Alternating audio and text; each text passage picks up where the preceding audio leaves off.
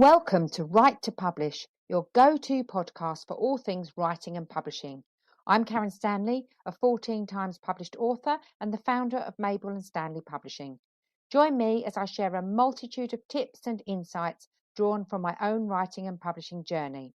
We'll be hearing from some inspirational authors too, who will share their writing experiences and top tips for success. Each week, we'll learn about an aspect of writing, from composition to genre and from publishing to marketing.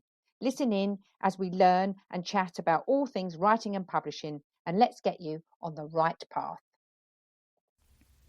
Hello and welcome to another episode of Write to Publish with me, Karen Stanley. This week we're talking the good, the bad and the genuinely exciting when it comes to self-publishing. It's lovely to have you all tuning in or watching on YouTube if you get to see me in the flesh, so to speak. But this week, all about self-publishing, one of my big passions. So I've been wanting to do a sort of a honest, up-to-date episode on this for a while because the landscape in publishing changes so much all the time, and the last couple of years has been no different. I think there's still a lot of confusion out there about what self-publishing actually is, what it isn't, and whether it's the right choice for you.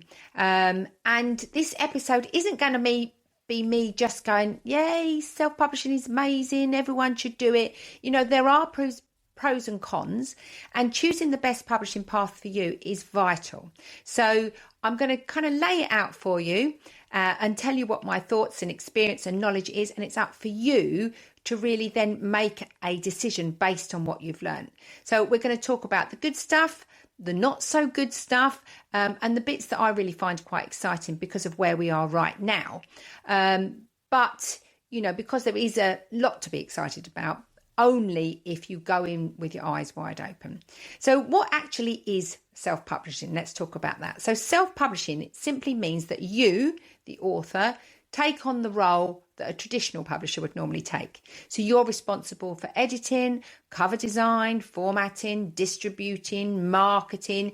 You make the decisions, you bear the costs, but crucially, you keep the rights and royalties. Okay, that's kind of what I want you to bear in mind when we're talking about this.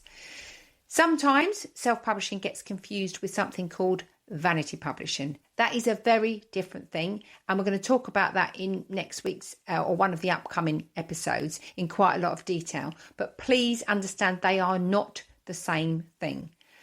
Vanity press is likely to leave you out of pocket and very disappointed. They're predatory, and I would avoid them like the plague. But as I say, we will talk about that more in upcoming episodes. So why has self-publishing had such a moment, if you will? 10, 15 years ago, if you told someone that you'd self-published a book, there was still quite a lot of stigma attached to it. There's still a little bit of that remaining snobbery, but not so much. And the assumption would very much be that if you'd tried to publish traditionally and failed, would be that the book wasn't good enough for a real publisher. This isn't the case. That perception has now shifted dramatically. And there's a few reasons for that. The first one is quality. So the production quality of self-published books has caught up enormously. A well-produced self-published book is indistinguishable often from a traditionally published one. Cover design, interior layout, even print quality, all of it's accessible to independent authors now in a way it simply wasn't before. Okay. The second reason is distribution. Amazon, love them or hate them, has changed everything. It's a complicated topic for a lot of people, but from a purely practical point of view, the fact is that an independent author can list their book on the world's biggest book retailer, reach a global audience and start selling within sort of 24 to 48 hours of uploading, sometimes 72. That in itself is genuinely remarkable. And add to that, you've got Income Spark, which will help you to get your book into bookshops, libraries worldwide. And the distribution argument for traditional publishing now becomes a lot weaker than it used to be. Another reason is royalties. A traditionally published author will typically earn somewhere between 7-15% royalties on their book. A self-published author on Amazon KDP can earn up to 70% on ebooks and around 60% on the print ones after the printing costs. That's a significant difference. Now, Traditional publishing sometimes comes with an advance, which self-publishing absolutely doesn't. And it does come with a team of people doing the work for you, which self-publishing doesn't. So it's not a straightforward comparison. However, saying that, new and unknown authors are highly unlikely to get an advance anyway. And marketing is always going to be down to the author, traditionally published or not, primarily. And the other advantage is that you have speed. You know, the traditional publishing route, even if you get an agent, which can take as long as getting a publisher, even if that agent then does sell you to a publisher, which isn't guaranteed, it can take years, literally years, from your finished manuscript to the book on the shelf. And the control you have is variable. So self-publishing can take months, depending on how much work your manuscript needs and how quickly you move through the production process. For some writers, speed is of the essence. For some, it isn't. Business writers tend to want to get in, get out, get their book working for them, whereas novelists, it's a bit more about the journey, in my experience. So what's the catch with self-publishing? The first one, everything that I've described as an advantage, so control, speed, higher royalties rather, comes with the flip side, which is the responsibility. You have the responsibility for everything. And if you don't know what you're doing, or if you cut corners to save money, it will show. A bad cover, poor editing, clunky formatting, all of these things will affect your sales, but also, more importantly, they will affect your reputation as an author. The second, discoverability. It can be hard to get your book in front of readers, and it's always been hard, but even traditionally published authors, most traditionally published books by unknown authors don't sell all that well either, which is something the industry doesn't always shout about. But you know, with a publisher, you may have a marketing team and existing relationships with reviewers, booksellers, media, you know, and self-publishing, you're starting from scratch. You've got to do it all yourself. It's a big surprise to a lot of first-time authors who assume that just publishing the book is enough. It's a big job, but if you're not well known, if you're not a celebrity, as I said, you're probably going to have to do the lion's share of it anyway. And sometimes one of the downsides is self-publishing itself doesn't always act in the author's best interests. So going back to Vanity Press, there's companies out there that can charge thousands and thousands of pounds for services that could cost you a fraction of that if you do it yourself, but you might still need guidance.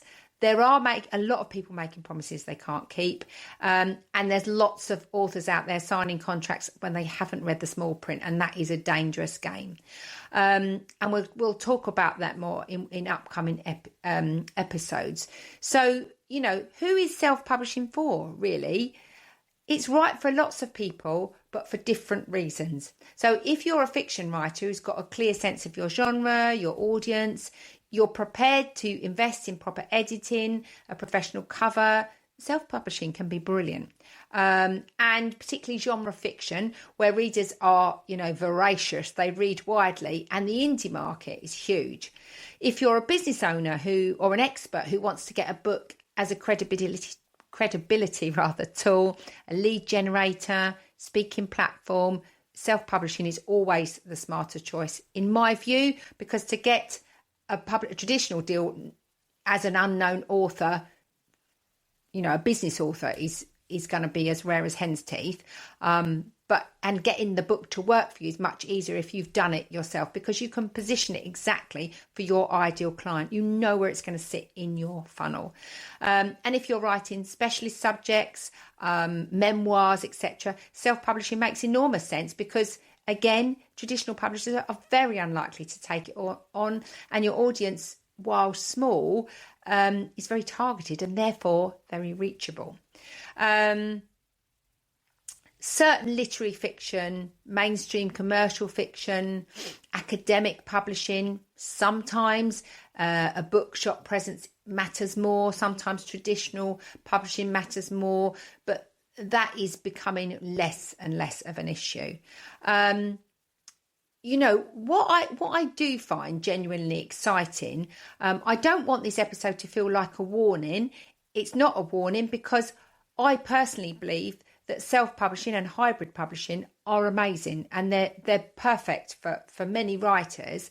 But we are living in a moment where a writer with a good book, clear audience, the right knowledge can reach readers anywhere in the world, publish a book that looks and feels completely professional, and build a genuinely sustainable author career without asking anyone's permission, which I think is amazing. I think it's absolutely brilliant, but you do need to know what the downsides are. So as long as you don't go into it with rose-coloured glasses without knowing any of the pitfalls or the traps, then it's well worth the journey. And it does require you to know what you're doing, or at the very least to work with people who do.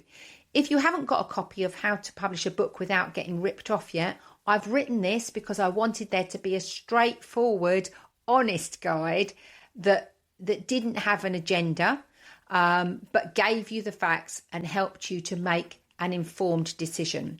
You can buy it on Amazon, but it's also available as a PDF for $1.99. I'll put the link in the show notes, and there's a couple of little downloadable bonuses with that PDF version, which you might want to take advantage of.